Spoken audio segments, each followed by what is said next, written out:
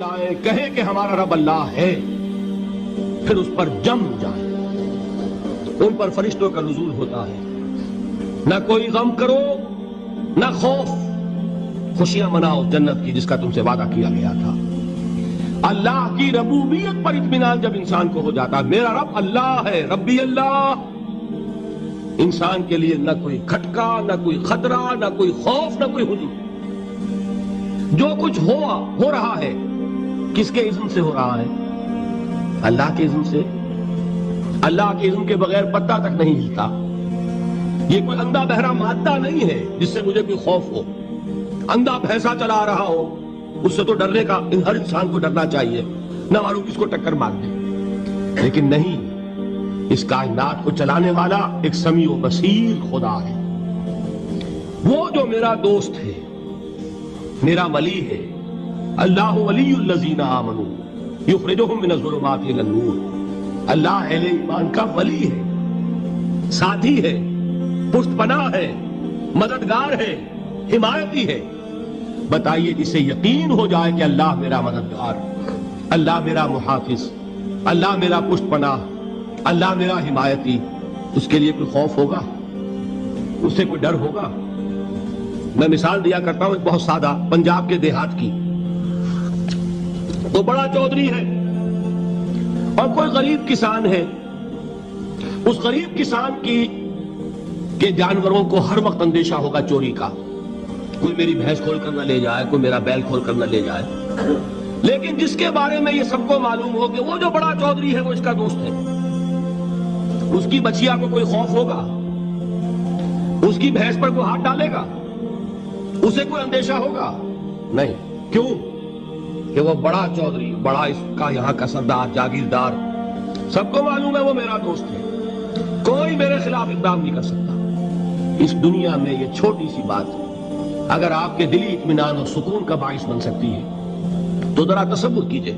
میں لفظ تصور استعمال کروں گا صرف اس لیے کہ اس کا ہم جس کو کہتے ہیں ادراک اور شعور کر نہیں سکتے، اگر کے ساتھ کر سکتے۔ اگر یقین ہو کہ اللہ میرا مددگار اور یقین ہو کہ اللہ ہر آن میرے ساتھ ہے، پھر کوئی خوف؟ کس کا خوف؟ کوئی شے اللہ سے بالاتر ہے؟ کوئی قوت اس سے زیادہ طاقتور ہے؟ کوئی اس کے ارادے کو بدلنے والا ہے؟ کوئی اس کی مشیت کے آڑے آنے والا ہے؟ یہی بات ہے جو حضور نے فرمائی، یہ ایمان کا حاصل ہے لب لباب، کہ دیکھو اچھی طرح اس بات کو ذہن نشین کر لو، اگر تمام انسان مل کر تمہیں کوئی نقصان پہنچانا چاہے نہیں پہنچا سکتے، مگر جو کچھ اللہ نے لکھ دیا ہو، اور تمام انسان مل کر تمہیں کوئی نفع پہنچانا چاہے نہیں پہنچا سکتے، مگر وہ شے جو اللہ نے طے کر دی۔ آپ پھر میں کہوں گا ذرا تاریخ کیجئے، اسے فرض کیجئے، اسے سوچئے۔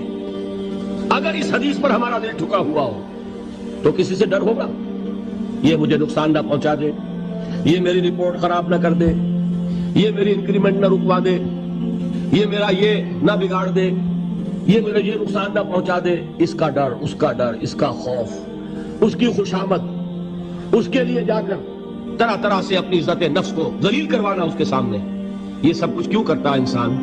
جب سمجھتا ہے کہ اس کے ہاتھ میں میرا کوئی نفع ہے، اس کے ہاتھ میں میرے لیے کوئی ضرر ہے، یہ مجھے کوئی غضب پہنچا سکتا ہے، یہ مجھے کوئی نقصان پہنچا سکتا ہے، یہ میرا کوئی کام بنا سکتا ہے، یہ میری کوئی ضرورت پوری کر سکتا ہے، اسی کا نام شرک ہے۔ جہاں آپ نے یہ سمجھا کہ غیر اللہ کے اندر کوئی طاقت موجود ہے، وہی شرک ہے۔ بتوں سے تجھ کو امیدیں، خدا سے نومیدی، مجھے بتا تو صحیح اور کافری کیا ہے؟ شرک تو یہ ہے جس پر بھی تمہیں یہ خیال ہے کلمہ ہے، یہ کلمہ سوم، لا حول ولا قوت الا باللہ۔ ذرا اس پر دل کو کبھی اگر آپ تصور کریں، پھر فرض کریں، دل ٹھک جائے اس پر، کوئی طاقت نہیں۔ یہی بات تھی جو شیخ عبد القادر جیلانی رحمۃ اللہ علیہ نے اپنی وصیت میں اپنے بچے سے کہی۔ 11ویں دینے والے ہیں، لیکن حضرت شیخ عبد القادر جیلانی کی وصیت اور تعلیمات کو کتنے لوگ ہیں جانتے ہو؟ یہ جن مقامات تک پہنچے ہیں وہ کس چیز کی بدولت پہنچے؟ انہوں نے جو پیغام دیا وہ کیا تھا؟ اے میرے بچے، جس طریقے سے قرآن مجید میں حضرت لقمان کی نصیحتیں جو ہے نقل کر دی گئی ہیں، میں یہ عرض کروں گا بالفرض اگر قرآن حضرت عبد القادر جیلانی کے بعد نازل ہوا ہوتا تو شیخ عبد القادر کی یہ نصیحتیں بھی قرآن میں درج ہوتی. اتنی اونچی نصیحتیں ہیں. اے میرے بچے اس حقیقت کو ذہن نشین کر لے, لا فاعل فی الحقیقت ولا مؤثر الا اللہ. اس کائنات میں نہ کوئی فاعل حقیقی ہے نہ مؤثر حقیقی ہے سوائے اللہ. کسی شے میں کوئی تاثیر نہیں اگر اللہ نہ چاہے. آگ جلا نہیں سکتی اگر اللہ نہ چاہے. پانی ڈبو نہیں سکتا اگر اللہ نہ چاہے. زہر ہلاک نہیں کر سکتا اگر اللہ نہ چاہے. کوئی چیز فائدہ نہیں پہنچا سکتی اگر اللہ نہ چاہے. تو در در پہ کیوں سر جھکاتے ہو؟ در در پر کیوں جبیسائی کرتے ہو؟ سب کے سامنے کیوں ہاتھ پھیلاتے ہو؟ ایک اللہ سے مانگو. ایک اللہ کے سامنے زمین پر اپنی جبین رکھو. لا فاعل فی الحقیقت ولا مؤثر الا اللہ. نظر آتا ہے ہمیں کہ پانی پیاس بجھا دیتا ہے. پیاس بجھانے کی صلاحیت پانی میں نہیں ہے, اللہ کے اذن سے. کھانا بھوک مٹا دیتا ہے. بھوک مٹانے کی صلاحیت کھانے میں نہیں ہے, اذن رب میں. دیکھیے یہی یقین تھا. حضرت موسیٰ علیہ السلام کا واقعہ یاد کیجئے. سامنے سمندر آ گیا ہے. قوم دیکھتی ہے پیچھے کہ گرد و غبار کا طوفان ہے. معلوم ہوا کہ فرعون اپنے لشکر سمیت آ گیا. لشکر جب چلتا تھا تیز رفتاری کے ساتھ تو گرد و غبار کا جو طوفان اٹھتا تھا اس کا تصور کیجیے. اور لمحہ بلمحہ وہ قریب آ رہا ہے. پوری قوم نے کیا کہا ہے؟ اے موسیٰ انا لمدرکون, اے موسیٰ ہم کو پکڑے گئے. قرآن مجید میں تو یہاں وہ باتیں نہیں لکھی ہیں, لیکن تورات میں یہ درج ہے کہ بنی اسرائیل جھگڑنے لگے, دست و گریبان ہو گئے موسیٰ کے ساتھ. موسیٰ نے یہاں پر وایا لا کر, اس سے تو ہم ہی بہتر تھے. وہاں کھانے کو ملتا تھا, زندگی تو تھی, بیکار ہم کر رہے تھے, موت تو نہیں تھی. اب جو کچھ ہوگا اس کا تصور کرو, جس طریقے سے ہمارے ٹکڑے اڑائے جائیں گے. تو لڑ رہے ہیں حضرت موسیٰ علیہ السلام سے. یہ تورات کی تفصیل ہے. قرآن میں صرف اتنا آیا ہے, پریشان ہو کر انہوں نے کہا انا لمدرکون, موسیٰ ہم تو پکڑے گئے.